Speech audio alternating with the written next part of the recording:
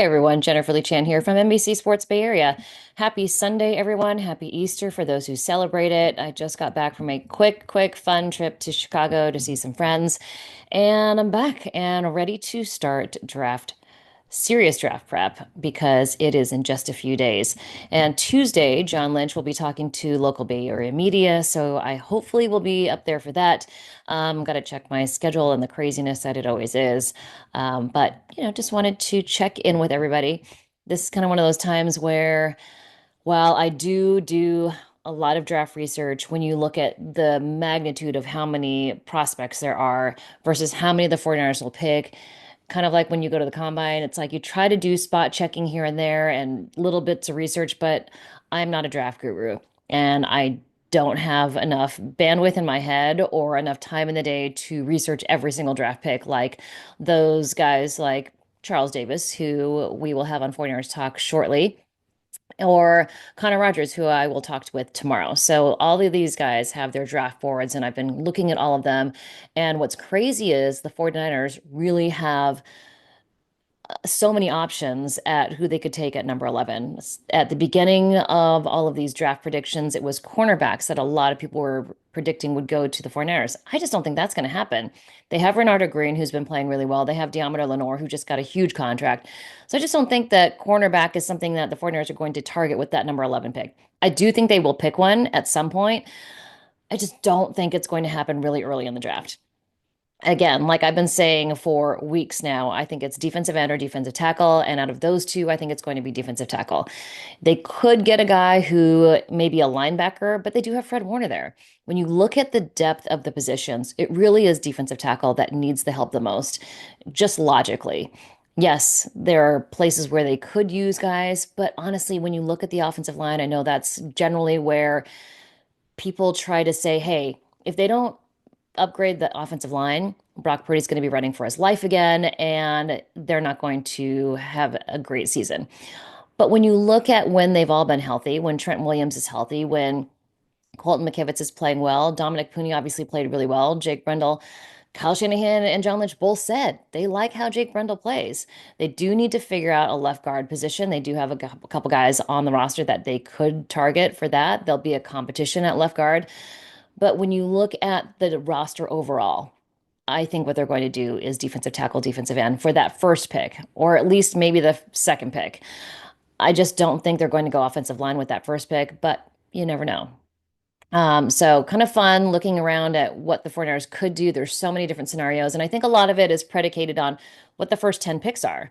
So I know you guys are all excited to see who the 49ers select on that first day. Matt Maiocco and I will be doing a podcast every single draft day. So that's Thursday, Friday, and Saturday. We'll be also doing one either Sunday or Monday, and then another one Tuesday after John Lynch speaks. So lots of exciting news coming your way. What I don't have news on is anything going on between Brock Purdy and the 49ers. As of right now, there have been no updates. We'll be asking John Lynch about that on Tuesday. And honestly, I don't think anybody should be worried about it. It is a huge contract. Brock Purdy is going to be the highest paid 49ers player in franchise history. It was Nick Bosa before that, and that's been a couple years. So this is a huge deal. It's a huge deal for Brock Purdy. It's a huge deal for the 49ers franchise. And it's even, I think, a bigger deal for Brock Purdy's agent. This is his first mega deal. And I've said this before on here on this YouTube channel, and this sets up Kyle Strongen for his future. I've talked to him, I've hung out with him at the draft. He's an incredibly nice person. But when you look at setting people up with generational wealth, this is it.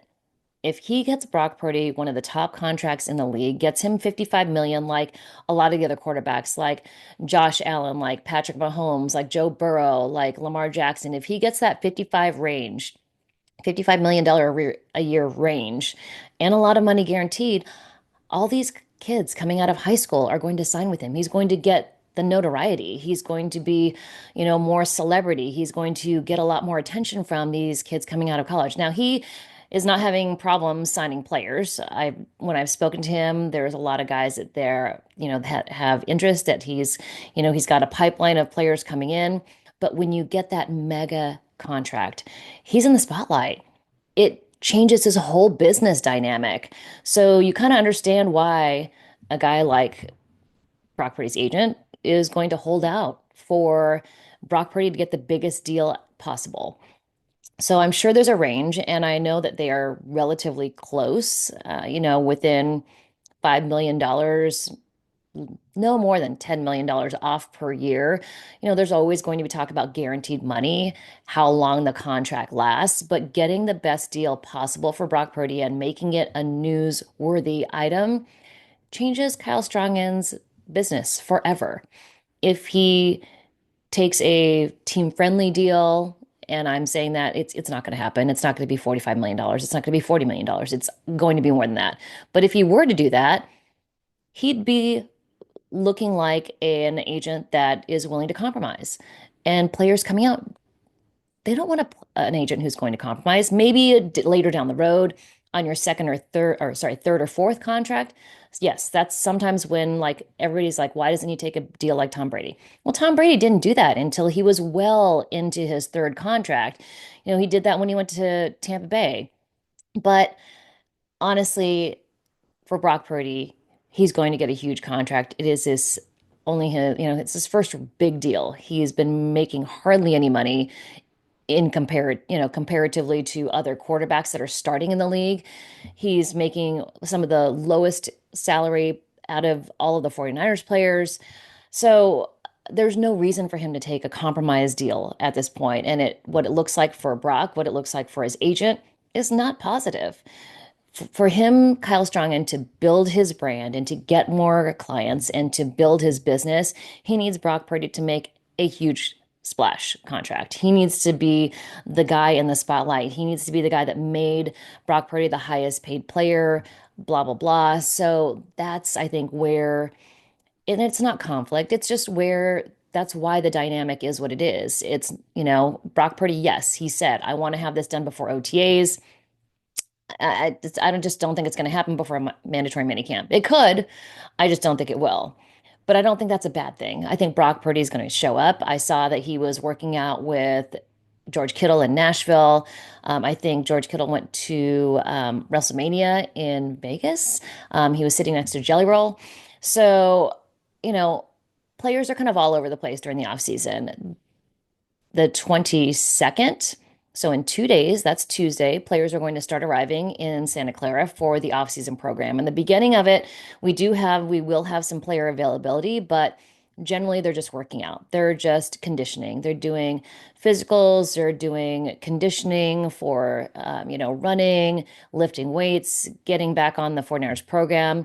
But there's not any field work. That doesn't happen for quite some time. So we'll be seeing guys reporting to the facility. We'll see them around, but that doesn't necessarily mean we're, going to see them working out on the field. I mean, and Brock Purdy could have throwing sessions with his receivers like Ricky Pearsall and Jacob Cowing just to get extra work in.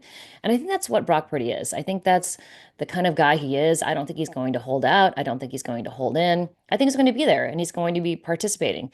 Jed York told me during the owners' meetings about 2 weeks ago that he's had a lot of conversations with Brock Purdy while they've been working out in the weight room together. So, the relationship is in a good place. There's no contention. There's no attitude. There's no, I guess, angst. So, Brock Purdy is just not that kind of guy. So, I think with his personality considered and just who he is and the fact that he's a quarterback also, wide receivers are a completely different category when it comes to contract negotiations. I mean, you just didn't see any angst or issue when it was George Kittle getting his mega contract, Fred Warner. I mean, Deommodore Lenoir's happened in the middle of the season. So I just don't think there's going to be that type of issue when it comes to Brock Purdy. I think things will get worked out eventually, but it probably will be for a little while, and not for a little while. And it's really because of the position it puts Kyle Strongen in, which is, it's not a negative thing. It's a positive thing. Everybody wants to benefit from this. And Kyle Strongen, who had Brock Purdy since he came out from college, he also has Brandon Allen. He's got quite a few clients, but this will put him on, in the top echelon of sports agents. So it just is what it is. So we're all just going to have to be patient. And the 49ers are going to be patient with this deal and they're going to get it done. They're going to get it done. They're going to get it right. But it's just probably not going to happen before OTAs. So we'll see what happens. But I wouldn't be too worried. It'll happen eventually, but it just is a matter of time. So that is my Sunday update. I hope you guys are all well. Please like and subscribe. Also, I was kind of going through my videos and whatnot on my phone because I have run out of iCloud storage. I have 2 terabytes of iCloud storage. So I'm trying to delete videos and stuff that's duplicate or that, I don't need. So I found an old 2019 video of Nick Bosa after the 49ers beat the Rams in October of 2019, and he's just happy. And it's his first kind of, they're turning the season around after, Kyle Shanahan and John Lynch had 2017 and 2018 horrible seasons. But 2019 really turned the tables for the 49ers, and it was a fun year to cover them. And Nick Bosa is happy and excited just to work with D Ford, and it was Eric Armstead and DeForest Buckner. I mean, that defensive line was so good. So I know that's the goal. The goal is to get the defensive line back to that 2019 feel, that era. So part of that is going to be in the draft. They've got to draft defensive tackles and defensive edge rushers to play along with Nick Bosa. And, they could do it. This is a really good class of defensive linemen. So we'll see how that goes. And yeah, check the video out, Nick Bosa. It's just fun to hear him talk as a rookie. Crazy that it's been that long already. All right. Hope you all are well. Happy Sunday. I'll talk to you soon.